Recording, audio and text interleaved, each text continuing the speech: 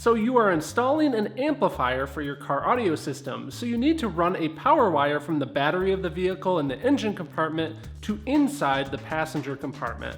How do we do this like a professional, and what common mistakes do I see all the time that you should avoid? In this video, I'm going to show you how to find the perfect spot to wire through the firewall, how to correctly create a hole in the firewall, and more. I'm Mark, welcome to Car Audio Fabrication. Let's get on into this and design, build, and install. So first things first, why even go through the firewall? Can't we go underneath the vehicle? Can't we come around and go through a door jamb? These two ideas are the initial mistake that I recommend avoiding. First off, running a wire underneath the vehicle to go back to where you have your amplifiers in the vehicle, it exposes that wire to, if there was some sort of hazard on the road, it getting nicked underneath the vehicle. We don't want to go up and through a door jamb for the same reason. It's more exposed to the elements. When you're closing and shutting the door, there usually isn't a whole lot of clearance there, and you can end up pinching the wire, and that boot that is in the door jamb that is full of wires for all the electronics on the door, usually it's not even close to being large enough for a large wire like we need for our amplifiers. It's best practice to have a hole that goes through the firewall, because then you can easily get underneath the carpet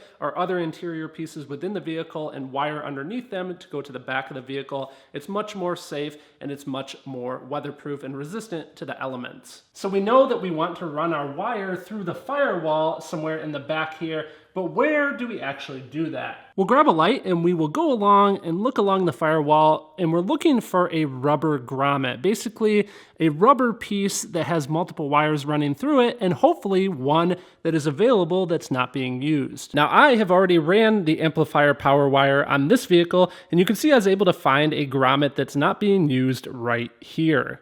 Usually you're going to be more likely to find one on the battery side of the vehicle, or if your vehicle is an automatic and they do make a manual version of the car as well, a lot of times you will find a hole with a rubber grommet over where the clutch pedal would be. On trucks and Jeeps and other vehicles that people commonly upgrade where they add light bars, a lot of times we'll actually find where the OEM manufacturer will leave a nice grommet hole that we can use for adding those accessories. If you're unable to find a location by quickly looking along the firewall, your next best bet is to just hop on Google and search your model of vehicle followed by firewall accessory hole. So if you find a rubber grommet that you can go through on the firewall, consider yourself lucky. But if you can't find one, don't worry yet, because later in the video, I'm going to show you how we can actually make a brand new hole if we need to, and the best practices for that. But let's say you did find a rubber grommet. What do you do next? Well, there is one big mistake you should avoid. Just so you guys know, this is just a piece of rubber. It's not actually a grommet out of a vehicle, as I don't want to destroy a grommet to demonstrate something here,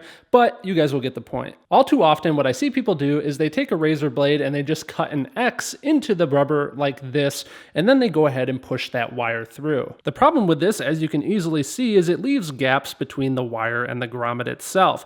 And what can happen is rainwater can actually drip down, or it can splash up from underneath the vehicle, get into the passenger area of the vehicle, get the carpet all wet and moldy and mildew. It can be an issue there. The other problem is a lot of times this grommet piece won't fit back in the vehicle correctly, because you can see that it leads to the grommet kind of being bowed. There is definitely a far better way to do this that I'm going to show you in just a second, but really quick, I do want to thank our monthly channel sponsor, New Concepts. When you're installing an amplifier, you of course will need an amplifier installation kit. This is the Colossus kit from New Concepts. This particular one is the 4-gauge version. You can see that we have 4-gauge OFC power wire along with ground wire. They include some wire loom. We'll talk more about this later. They also have RCA wires for sending the signal from your head unit or your line output converter to your amplifier. They have speaker wire, remote turn-on leads, and all the different connections along with a fuse block. Definitely check out these amplifier kits. I'll put a link down in the video description to New Concepts so you can check them out. The much better way to go through a rubber grommet like this with a wire is to use one of these special punch tools. I'll put a link to these down in the video description for you guys as well. All you have to do is you take the wire and you pick one of the punches that is slightly smaller than its outside diameter, grab a hammer and give it a smackaroo.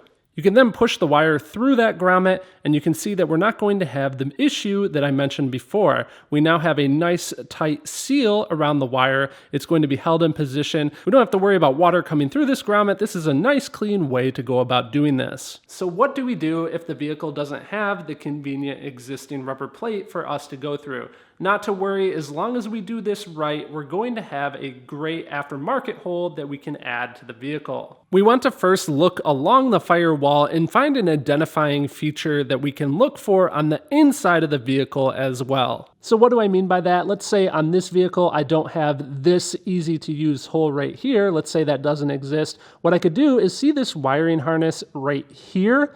I'm going to go look for that on the inside of the vehicle. I know that it has multiple wires going through it. They have a kind of flex wrap on it. Let's see if I can find that inside. Well, here's my wiring bundle right here. Multiple wires, the same wires I saw coming in from the engine compartment. And with this information, knowing where this is, I can now check on both the inside and outside of the vehicle and make sure that there's nothing in the way of where I'm planning on making the hole. So you could look for wiring harnesses. You could also look for something like, see these ridges in the metal right here?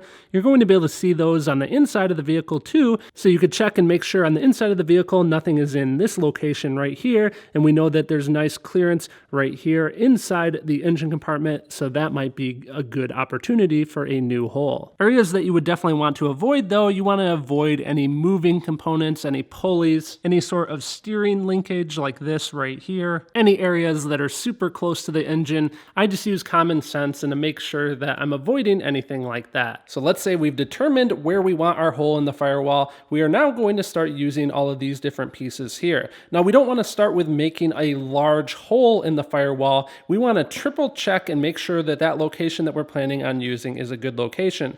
So the best way to do this is to start with a small drill bit. When I make the first test hole with this small drill bit, I want to make sure that I don't punch past the sheet metal too far into the engine compartment and hit something that I shouldn't. So a good practice here is one, that I make sure that I put the drill bit as far into the chuck as I can here. And two, a lot of times I'll add a little stop just using some tape.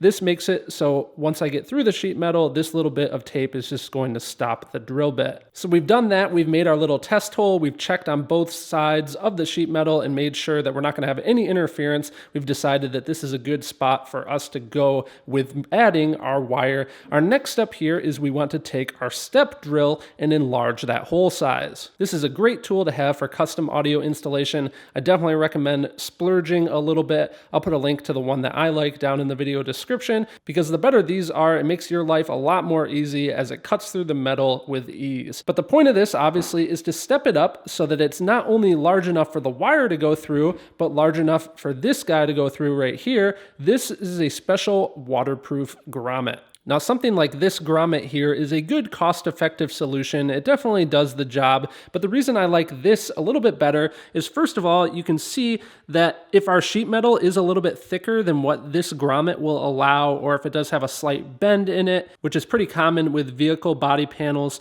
this has much more of a thickness, if I unscrew it slightly, that it can adapt to. Additionally, if we open up this side of this wire grommet, you can see that inside here, there's a nice rubber piece that fits inside. When we put all of this together and assemble it, it actually tightens down around this and sandwiches the wire. As you can imagine, when you drill the hole through the sheet metal, you're now exposing bare metal. And something that I think a lot of people forget about that you should make sure that you do is you want to seal up that bare metal so it's not exposed to the elements and not going to rust. And for that, you can use a little bit of touch-up paint or whatever product you prefer for sealing that up. The other thing that I always like to do is, let's say that this is the engine compartment side of the wire. I like to make sure that I use plastic wire loom in order to give the wire a little bit more protection. This is better for heat resistance for the wire. If there is any sort of debris or something that comes inside the engine compartment, it's not as likely to wear on the wire. If our wire happens to be rubbing up against something as it bumps up and down, it's not going to wear against the wire.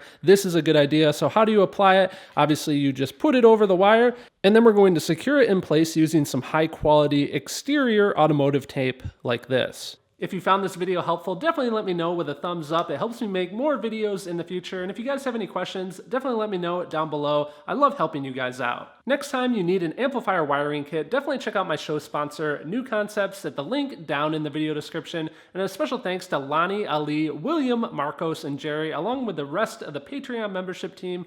Big thanks to all those guys for making these videos possible. I'll see you in the next video. Thank you guys for watching.